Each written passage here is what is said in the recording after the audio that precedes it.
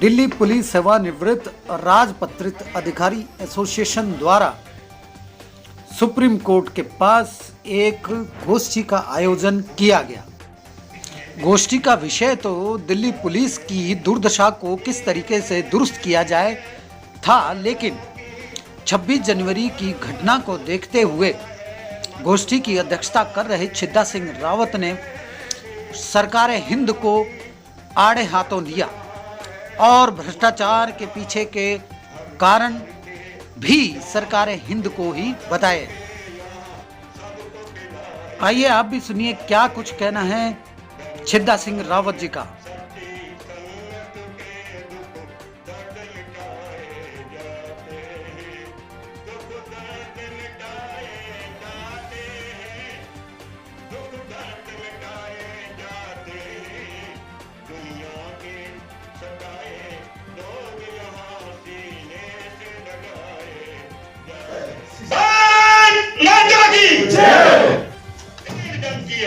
यहाँ ये शेर है सारे 1 लाख मेरे सिपाही राजपत्रित कर्मचारी जो लाल किले पर 26 जनवरी को बिक गए, ये शेर हैं और इन शेरों को आउट प्रमोशन देनी चाहिए। ये मेरा इस प्रस्ताव में एक प्रस्ताव का जो विषय था पुलिस की दुर्दशा और उसका समाधान पत्रकार और एसोसिएशन नहीं पुलिस ऑफिसरों के द्वारा, रिटायर्ड के द्वारा।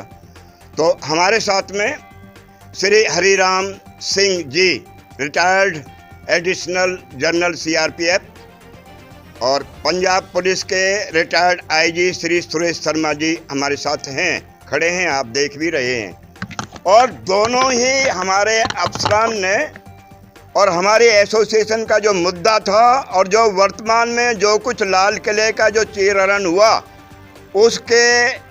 उसके लापरवाही के लिए दिल्ली पुलिस प्रशासन को धिक्कारा है।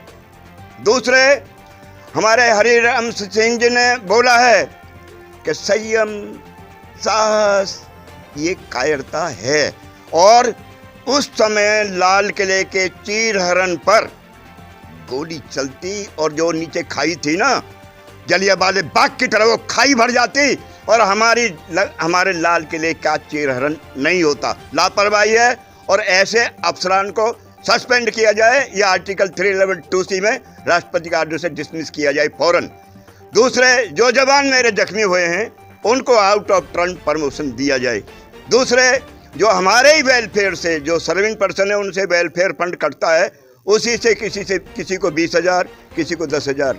भारत सरकार को भांग पीना छोड़ देनी चाहिए। जब कहीं दुर्घटना होती है तो भारत सरकार मुआवजा देती है 5 लाख मरे हुए को, और जो जख्मी होते हैं उनको पैसा, 1 पैसा का भी तो कोई मुंह से कुछ नहीं निकला, मुंह जबान बंद है।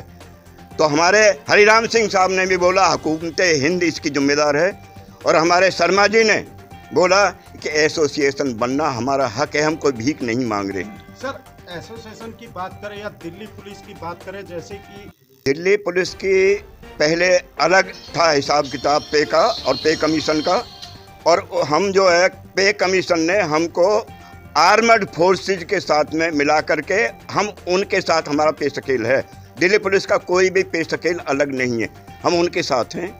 लेकिन उनको जो सुविधाएं, उनको जो आवश्यक है, रिस्क अलाउंस वगैरह उनको मिलना चाहिए, वरना एक 1 पेंशन हमें भी मिलनी चाहिए। काफ़ी लंबी लड़ाई है, लेकिन भारत सरकार तो पता नहीं किस करवट में क्या करके सोती है। सर, आखिर कुछ भी कैसी भी घटना होती है उसमें पुलिस कर्मी कोई भी हो, किसी भी राज्य का, खाली उन्हें क्यों कोसा जाता है? पुलिस तो इसका कोई पुलिस तो एक लावारिस फोर्स है, इसका कोई भी सगा बाप है ही नहीं। दिल्ली का तो बिल्कुल ही नहीं है। उधर सेंटर के अंडर कहता सेंटर हमारे अंडर है, और दिल्ली कहती है कि हमारे अंडर होना चाहिए। दोनों इधर उधर लीपा पोती में। लेकिन पुलिस जो है उसके पास 2 आते हैं, एक तो पिटा हुआ आता है, एक पीटने वाला आता है। तो वो दोनों को कैसे सेटिस्फाई कर सकता है?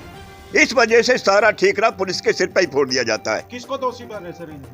नहीं, मैं तो इस करप्शन को ही मानता हूं, और भ्रष्टाचार में हुकूमत हिंद का ही हाथ है, और यदि वो शक्ति बरते हैं तो भ्रष्टाचार खत्म हो सकता है। क्या कहना चाहेंगे? देखो, पुलिस का काम जो है बहुत जोखिम भरा है। और ये सब समझते हैं समाज अगर सोता है तो इसलिए सोता है कि पुलिस जागती है, और पुलिस को जितनी ज़्यादा सुविधा दिया जाए, जितना ज़्यादा पर्क दिया जाए, उतना ही भ्रष्टाचार कम होगा। और ये सब समाज को और सभी लोगों को समझने की ज़रूरत है। मजबूत पुलिस होगी, हमने पूरा देखा है, ऑस्ट्रेलिया देखा है, स्वीडन देखा है, मैं काफ़ी विदेश में घूमा हूँ।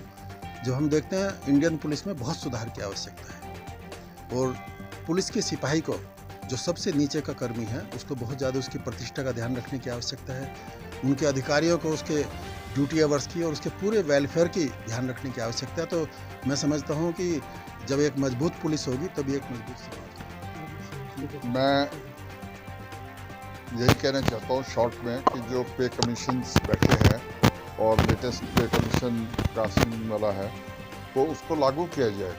अगर आप वाकई ही में एक ईमानदारी और करप्शन को दूर करना चाहते हैं, तो एक सिपाही की या पुलिस के कर्मचारी की स्थिति को समझो, उनको उठाओ और कमीशन जो रिकमेंडेशंस हैं उनको लागू किया जाए।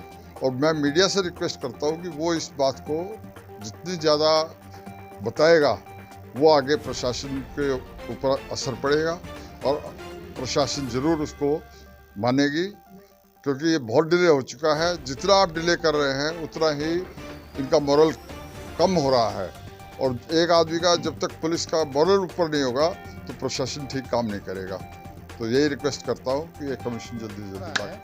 ये बेचारे रिटायर्ड वाले अपना तरफ से कर रहे हैं, लेकिन हम जो भी हरियाणा में फंक्शन करते हैं उसका सारा खर्चा जो कुछ करते हैं वो सर्विसेज वाले करते हैं। और हमारा संगठन जो है वो उसके पार्ट है, हरियाणा पुलिस संगठन के नाम से संगठन है, उसका एक पार्ट है Haryana police constable head constable association, जिसमें सिपाही से लेकर के और एग्जेम्प्टिव प्रमोशन होती है हमारी सब इंस्पेक्टर तक, टाइम बाउंड जो प्रमोशन है वो मिला के 80% कर्मचारी हमारे साथ से मीडिया से अपने साथियों से कहना चाहूँगा, काफ़ी बातें हमारे अफसरान ने आपको बता दिया है। मेरी ये मांग है, एक निष्पक्ष आयोग का गठित होना चाहिए जो पुलिस कर्मचारियों के दर्द को समझे और सरकार को सौंपे वो रिपोर्ट, और सरकार उस पर अमल करे। ये जो पुलिस प्रशासन है ये आवाज़ को अपने तक रोक लेता है, कर्मचारियों की आवाज़ को ऊपर नहीं पहुंचाता।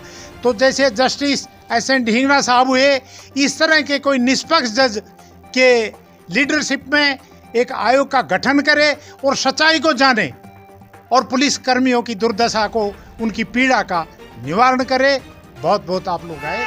माता की जय, भारत माता की जय।